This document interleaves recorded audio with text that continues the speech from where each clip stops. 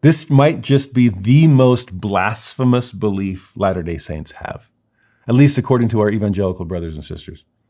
And it's the idea that we can progress to become like our parents in heaven, that we have divinity planted within our humanity, and to fill the measure of our creation is to grow up in God and become like him.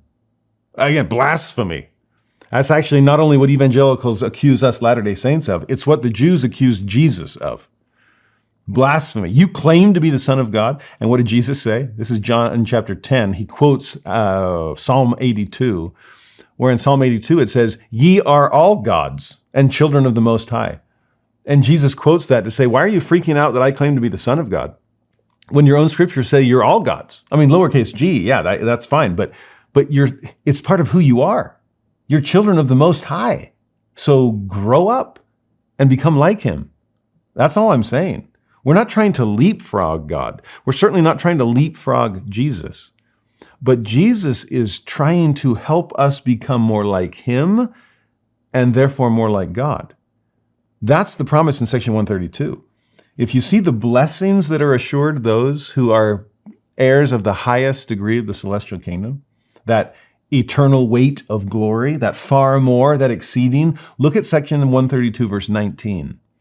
Again, verily I say unto you, if a man marry a wife by my word, which is my law, and by the new and everlasting covenant, and it is sealed unto them by the Holy Spirit of promise, by him who is anointed, unto whom I have appointed this power and the keys of this priesthood. So here's all those criteria we talked about before. And yes, everything's in order as it should be. And it shall be said unto them, ye shall come forth in the first resurrection. That's the promise. And if it be after the first resurrection, in the next resurrection, but still the good one, okay, the resurrection of the just, and shall inherit thrones, kingdoms, principalities and powers, dominions, all heights and depths. Talk about a promise. Then shall it be written in the Lamb's book of life that he shall commit no murder, whereby to shed innocent blood. By the way, that's not just physical murder here. The innocent blood is the blood of Jesus. This is denying the Holy Ghost. This is crucifying him afresh. This is son of perdition. So as long as you're not a son of perdition, and if he abide in my covenant, so you're keeping the covenant, you're repenting of your sins, you are striving for the Christ-like life. Again, you commit no murder, whereby to shed innocent blood, don't ever cross that line, then it shall be done unto them in all things whatsoever my servant hath put upon them. And what did he put upon them? Thrones, kingdoms, principalities, powers, dominions, heights, depths, it's all there. Then here's the promise.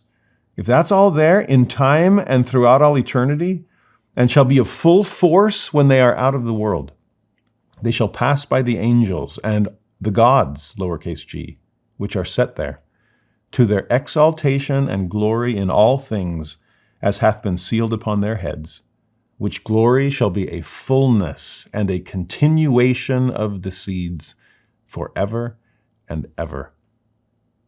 Think about the promises God made to Abraham and Sarah, that through their union and the covenant, the Abrahamic covenant that God made with that first couple of faith, all the families of the earth will be blessed with all the blessings God has to offer them, which include a promised land and posterity like the stars of heaven and the sands of the sea.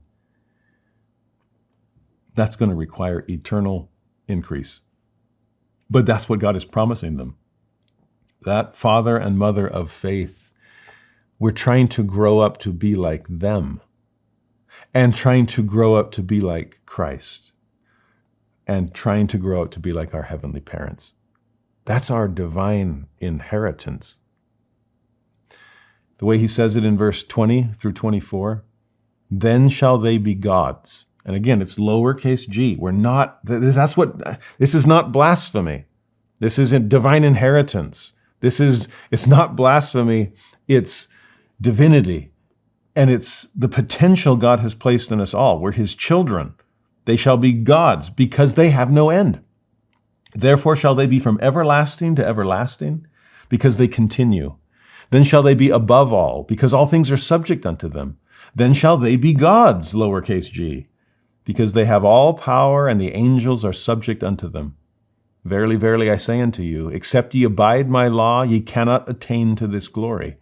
For strait is the gate, and narrow the way that leadeth unto the exaltation and continuation of the lives. It's like we have to prove that we can be trusted with that. And few there be that find it. Because ye receive me not in the world, neither do ye know me. But if ye receive me in the world, then shall ye know me, and shall receive your exaltation. That where I am, ye shall be also.